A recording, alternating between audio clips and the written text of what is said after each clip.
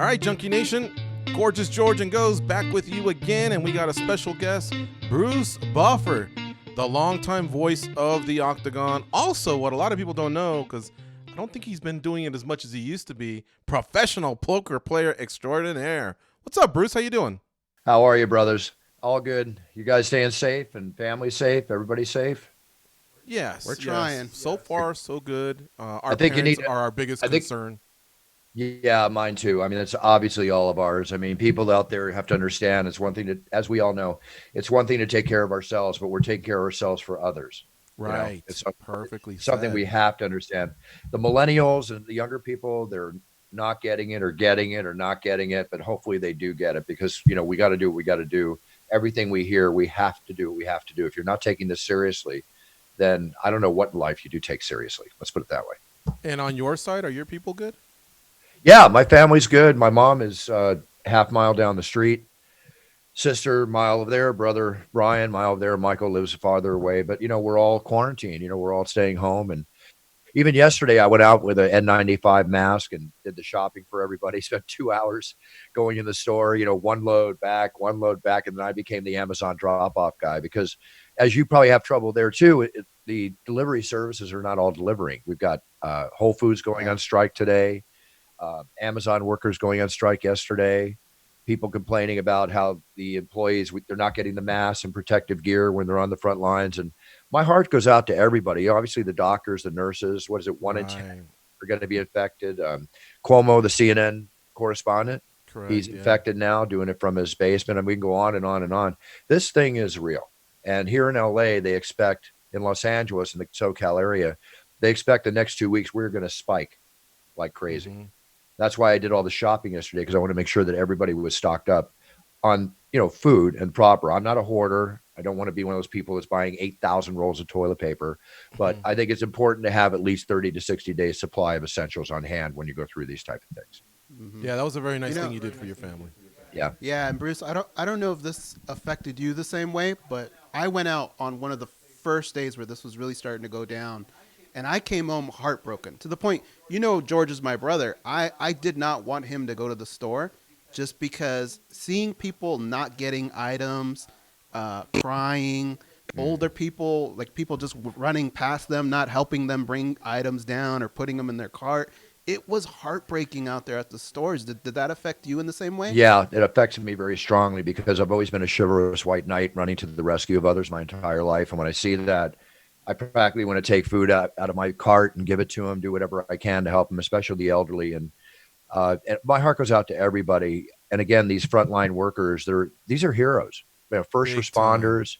Was it 500 NYPD police officers are now positive, and it's happening here in Los Angeles. And I, everybody says, like last week, I was talking to my stockbroker, or should say my bookie, because that's basically what they are. They make money if you win or lose. When the market was crashing the way it was, and I wanted to take all my retirement funds out and put them in, cash and sit and watch what the market was going to do. I'd already lost a large percentage, as most everybody did, and then he waited one extra day, which he shouldn't have. And I suffered more losses, and I finally got it out. And had I not got it out when I did, it would have dropped another 30% by today. Whoa. And I think about all those people out there working all their lives for their 401ks that are, 60 or older or 55. They're not 20 years old. They don't have 10, 20 years to wait again. Yeah. It's a shame. And the economic effect, like right now, I think Goldman Sachs is going to come out with a report that we're reaching a 15% unemployment rate. But the guess is that during this 2 to 3 month period, we could be as high as a 40 to 50% unemployment rate. So now when you talk about what you mentioned before in Beverly Hills here, as an example, people are scared of anarchy in the streets. People are scared of what could happen, similar to what you're talking about, but on a larger scale. And there's top-notch stores that are emptying all their wares out, storing them, putting boards up in case of looters. This is happening in Beverly Hills. Oh wow. We went through the LA riots. Other people have had riots. I'm not saying it's going to get like that, but think back to something, guys. And I don't mean to be a pessimist because I'm a very positive person. Everything in movies has come true. Think about this. Buck Rogers, all the way back, ray guns, space travel, go into the Jetsons, the animated show, with the exception of flying cars, which is around the corner. Everything, talking on the telephone and all that it's all coming true. The end of days, 28 days. Now you talk about how you felt that one day. 2 weeks ago on Friday, when the lockdown was announced, I was walking the beach dunes near my house with our dog and my family and stuff. And we're walking, and I see a post come up on my iPhone. Governor of California about to make major announcement. All of LA to be shut down. All these things came through, and it reminded me. And I'm sitting and walking, realizing, wow, life is about to change. And then I get back, and we got hit with all that. It's like when you watch those TV shows, like Red Dawn, where all of a sudden you see the air filters coming over and the bombs dropping and the chaos happening, and then everything goes around. We are in a world war, and I'll tell you why. When World War II, as well as one, people stayed home, saved on fuel, saved on metal, saved whatever. You had car companies making tanks and bombs and everything to supply the army, where now we have 3M and other companies making masks and ventilators, right? And we're all following rules. This is a worldwide war. This is like a pandemic war. We are at war. And if you think about what we're doing, we're living and we're sequestered like people are at war. Whether you're in London during World War II, afraid of the air raids coming in, you stayed in your house. I know it's not that bad, but it is bad. But it's scary. And now they're estimating 100 to 200,000 people in the United States will probably pass. We can't see the enemy either. That's the scary thing. And the enemy doesn't know no bounds, age, color, creed, rich, poor, mountain area, beach area. It does not care and doesn't know anything. And you mentioned Chris Cuomo. I'm a big fan of his. And also, I started watching the daily briefings with his brother. Oh, his brother's Andrew great. Cuomo.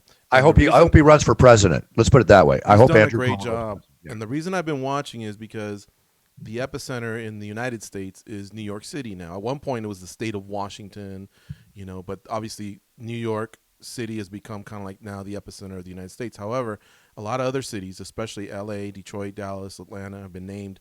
It's going to come that way now, Yeah. They're not as dense, but still they have a lot of areas that are dense. And so watching Cuomo, I feel like I'm watching 2 weeks to 3 weeks ahead of what's going to happen in LA. Now, Goze and I are originally from the mean streets of Santa Ana, California, just south of you. So we have a lot of family and friends there. I'm watching it for them to educate my parents because my parents are built tough. They're tanks, right. Bless you.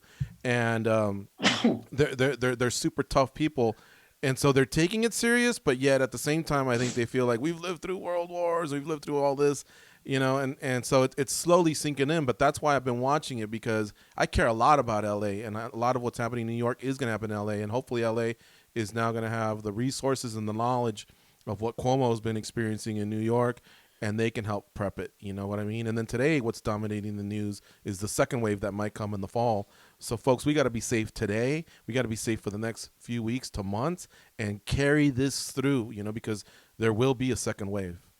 Yeah, you pointed out something very serious, and a lot of people are not really paying attention to that, is that it's very important. I was very happy that California did go forward and did make the moves they made here to prevent the online crisis that we're experiencing and about to experience much more so. Because had we not, we would have been so far behind the curve. And I'm just happy that it happened. And it's got to happen in the rural communities as well as the big cities. And you pointed out, yes, flu season starts again in November. There is no vaccine for a year to 18 months or more. I know through things I'm working on, I can't really go into, but I'm trying to coordinate through people I know to get masks and test kits delivered to people that need them. I'm spending my own personal time trying to do what I can on my own through the contacts I have, and hopefully I'll be able to achieve that to help some people. We all have to do what we can. Obviously, financially, not all of us can do what we can do, what we want to do. But if you abide by the rules, you listen to what's going on.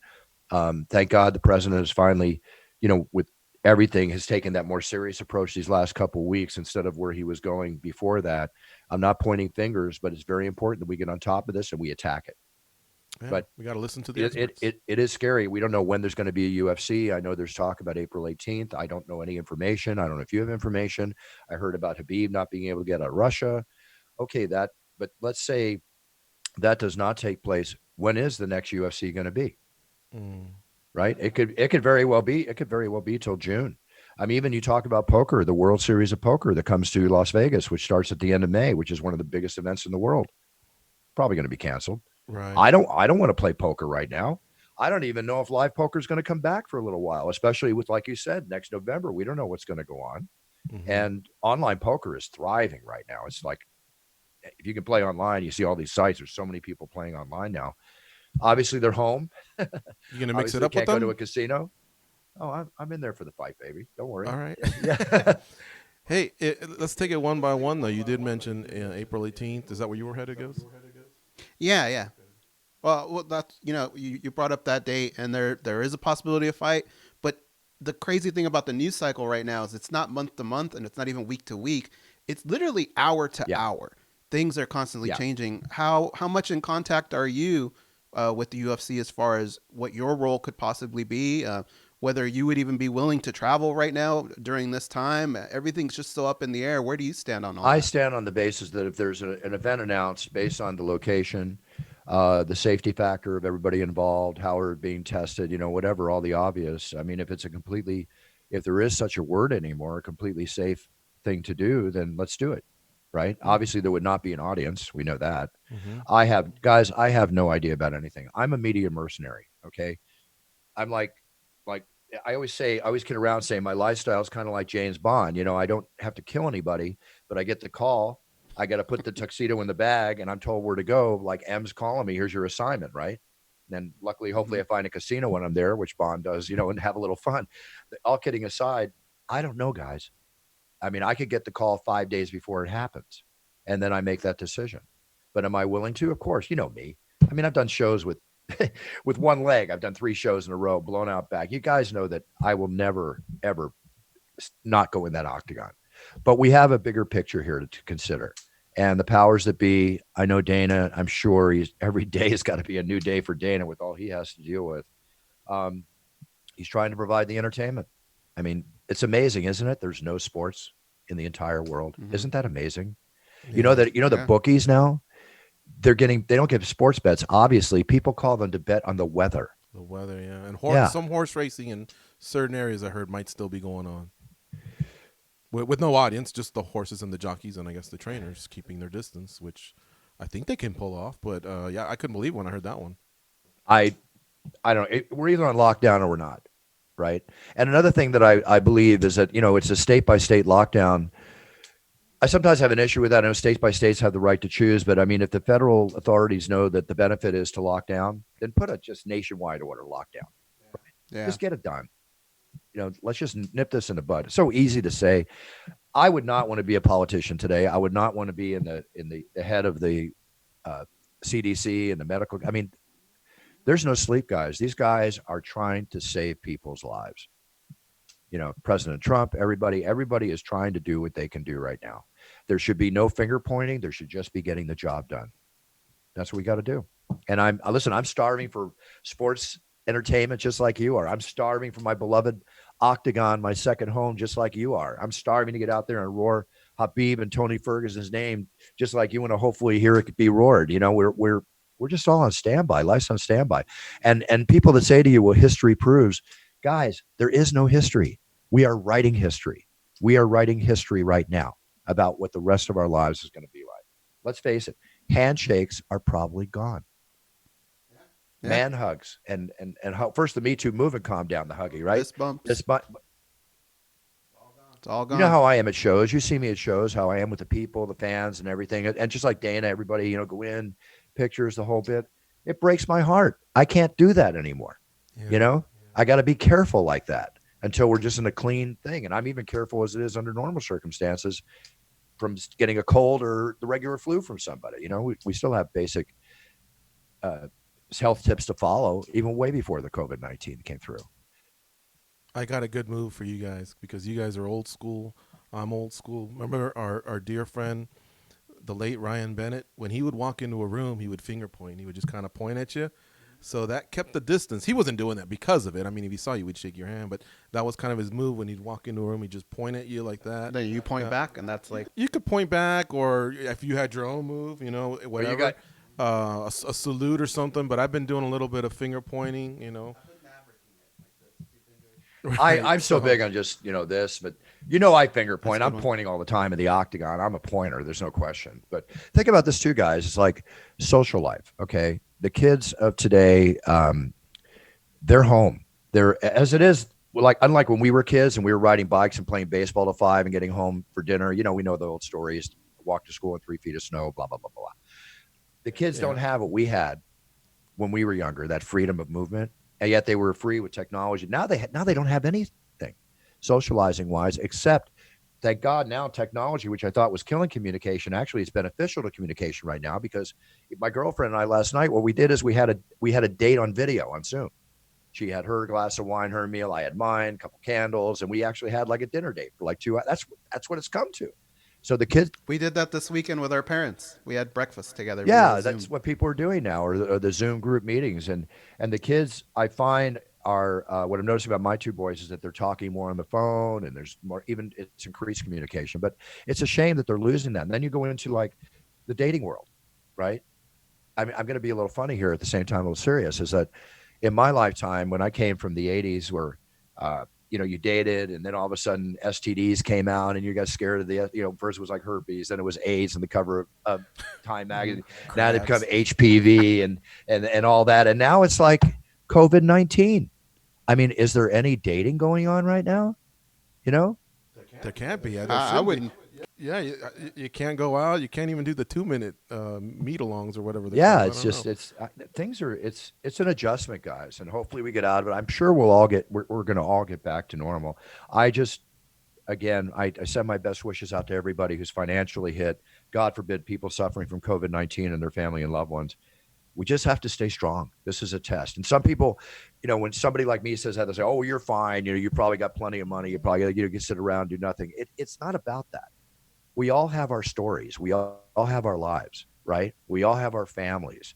We all need to support each other and become unified more than ever as a nation and support each other. I mean, as it is, crime is going down because people aren't allowed in the streets. That's one good sign, Mm-hmm. True. So, Bruce, tell me, a lot of people are taking advantage of their extra time, I guess. And you mentioned a little bit of online poker, and I know It's Time is still dropping. YouTube channel. I saw it on the YouTube channel as well as you do in the podcast Right. form. I know you do the vocal recordings for people. Go to brucebuffer.com, by the way, folks. So aside from that, you lifting weights. What are you doing to keep busy while at home? Well, I think you guys know me well enough by now that I'm a charger, right? And I'm always building something around my brand and my brother's Let's Get Ready to Rumble brand and stuff and other businesses. So what I'm doing I'm spending time, what I told you earlier about trying to help if I can connect people to mass and test kits and everything else. So I'm working with some people on that. So I spend time on that. I have a couple of big announcements that I'm going to be making in the next few months. I can't tell you right now. I'd love to come on your show and tell you, but I'm coming out with a product line at the end of the year, and I'm coming out with something amazing.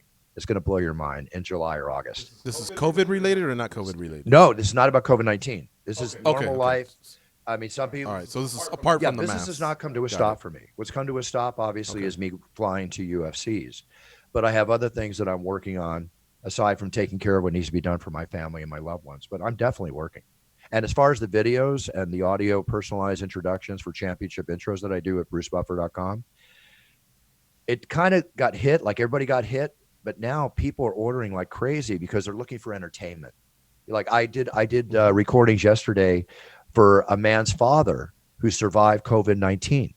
He's recovering. And all he wanted was a pump up video for me to pump up his dad to fight the fight, right? I'm getting orders like that. It's people want to be enhanced. They want to be motivated. They want to feel strong in this time that we need to feel strong. So that's why I charge so little for it over there. And I donate the money to animal, children, and military charities and stuff, but I just want to give back, and I've got time to give back. And we filmed like 15 videos yesterday for people, various things. Yeah. Very So cool.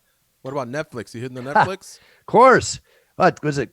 You an Ozark I'm watching guy? Ozark is good. I got to watch the new series, Season 3. but I'm just watching, dropped. what is it? Tiger King. What is that thing?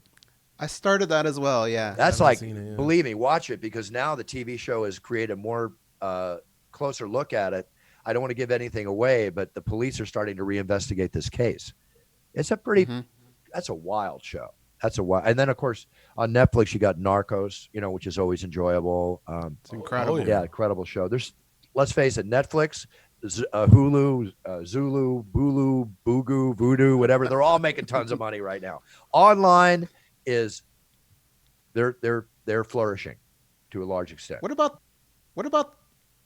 the pipes? They always say use it or you lose it. Are the intros that you do, does that kind of like, is that your version of hit and miss? Yeah, keeping I it like warm? to, guys. I never rehearse. We talked about this before. I'm organic.